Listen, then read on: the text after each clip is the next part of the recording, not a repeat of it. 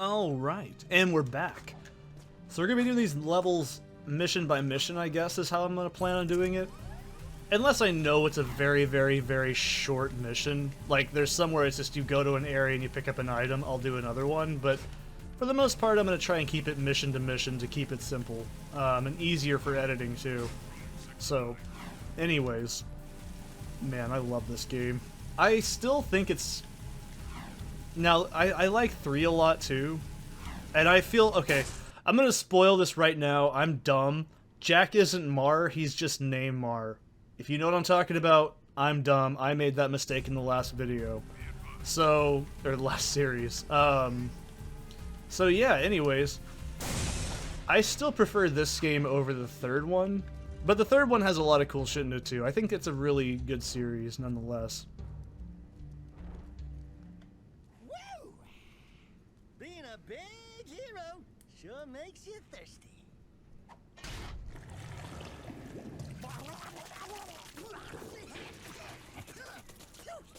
The Baron turned off all water to the slums. He's willing to sacrifice innocent lives just to destroy the underground. I shouldn't be surprised. I've seen his evil before, while serving in the Crimson Guard. That's why I quit. You were a Crimson Guard? Well, that explains your charming sense of humor. My friend in the Guard tells me the valve to turn the water back on is located outside the city, at the pumping station. Outside the city? What about the security walls? What about the metalheads? There ain't no petting zoo out there. Peeps be getting deep sexed. Find the large drain pipe in the north wall. It'll take you outside the city to the pumping station. Get to the main valve and open it. If you survive, the slums will be indebted to you. If not, maybe we'll have a touching moment of silence in your honor. I'd like to give him a touching moment. I actually really do like some of the humor in this game. It's not all that bad. So yeah, one thing I'd like to point out too is I love how Torn says the Baron there. The Baron! Just like... yeah, this was edgy.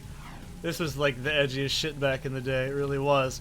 You'd be sitting here listening to like your fucking Blink 182 album. Your mom would come in and tell you stop playing your Jake and Daxter game because it's too violent. You say, "Go to hell, Mom! I'm part of the underground. I'm helping the slums become indebted to me."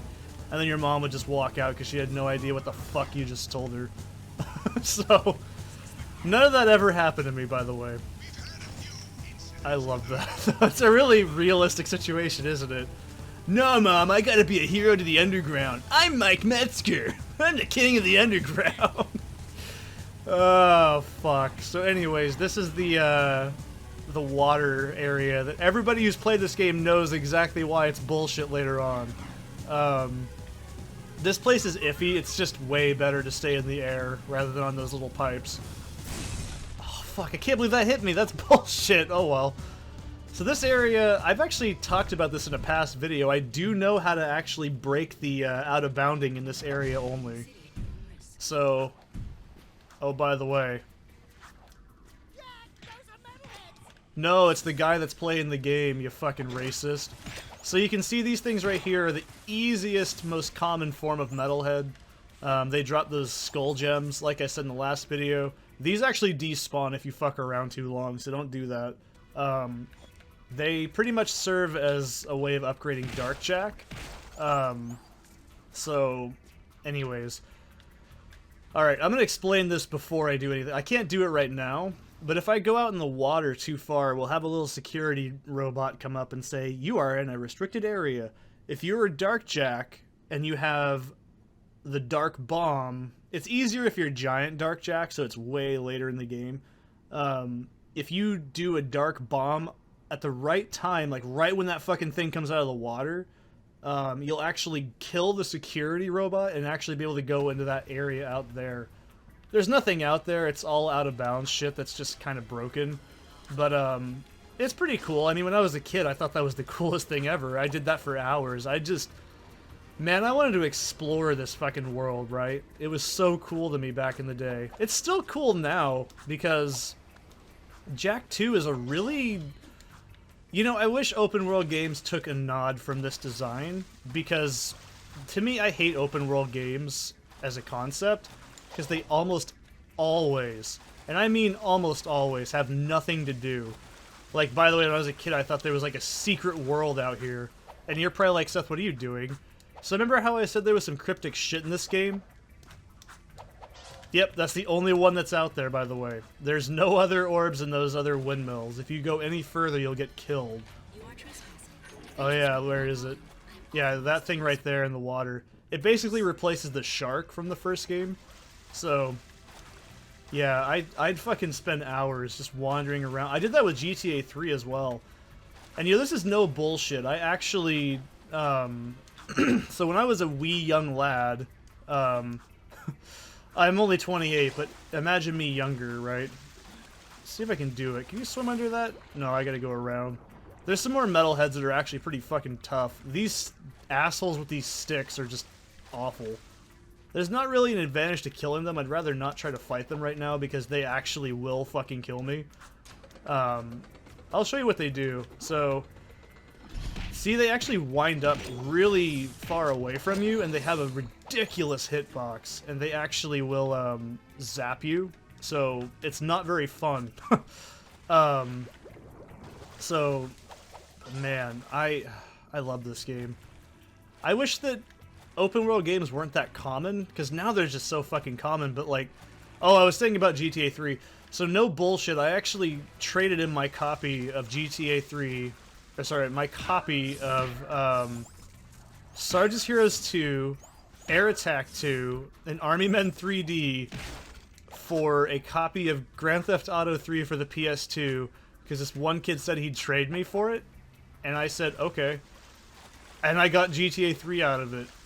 This is not a joke. Can I get killed doing this? I don't think I can, because there's one more orb I can... Oh, shit. Okay, yeah, you can't get killed doing that. I'll do it later.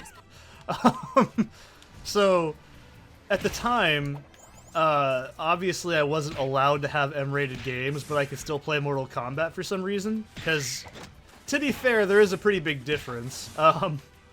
So, I actually finished the entire game without any audio. I actually muted the TV and just played the game in dead silence while my parents were in the other room.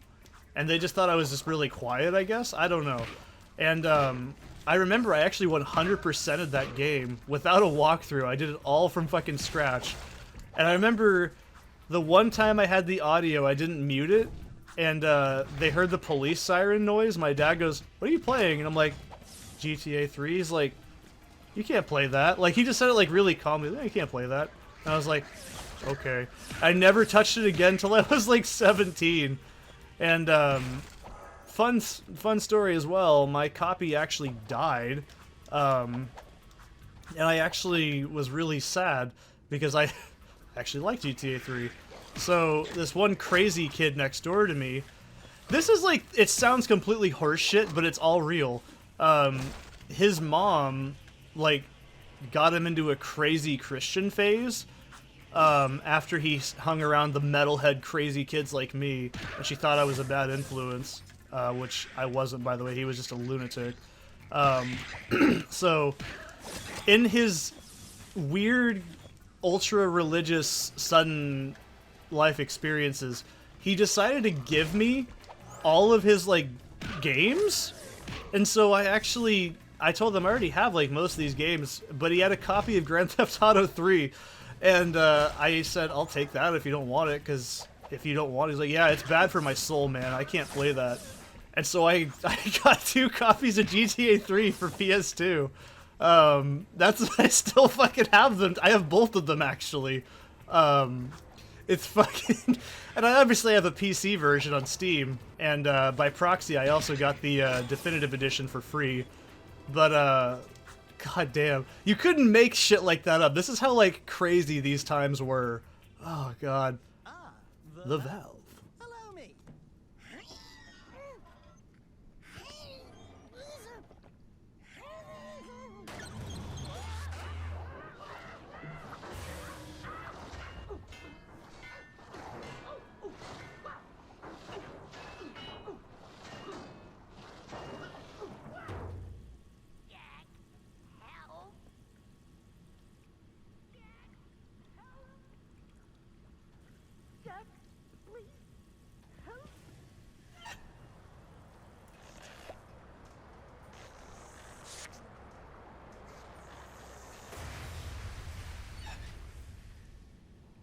Don't say it. Don't even chuckle. Next time, you turn the valve. I actually think that's pretty funny. I'm not even like trying to sound like a dumb teenager here, but that is actually pretty funny.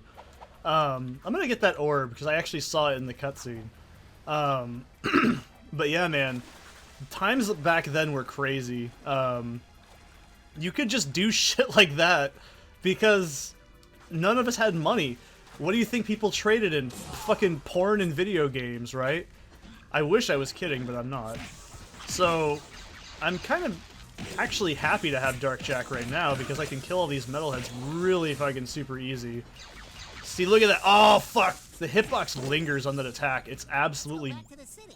It's just busted, man. I don't like it. So you can see what I mean. Dark Jack is pretty useful because you would just mainly attack quicker. You can kind of look at it like Blue Eco from the first game, I guess. Isn't there an orb down here? There's one in this area. That's why I'm trying to get it.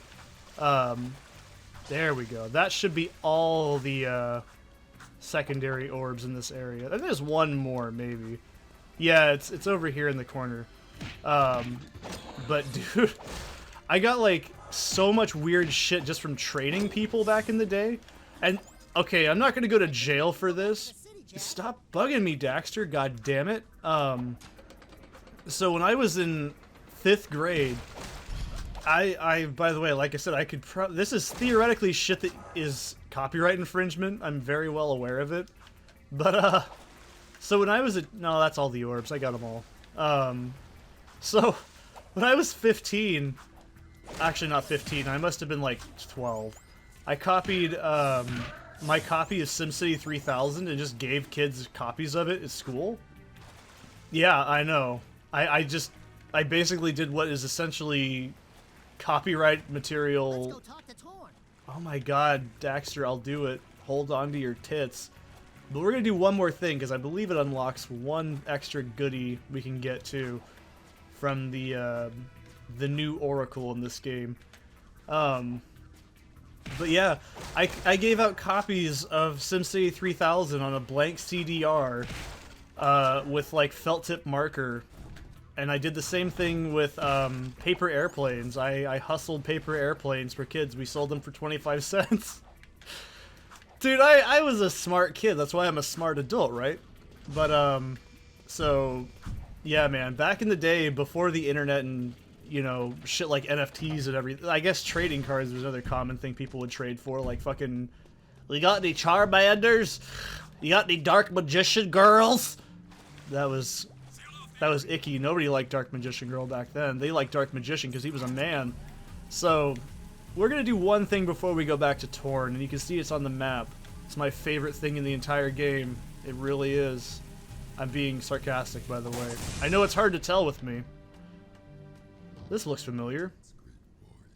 I sense there is a dark rage burning within you, and in time, it will destroy you with its madness.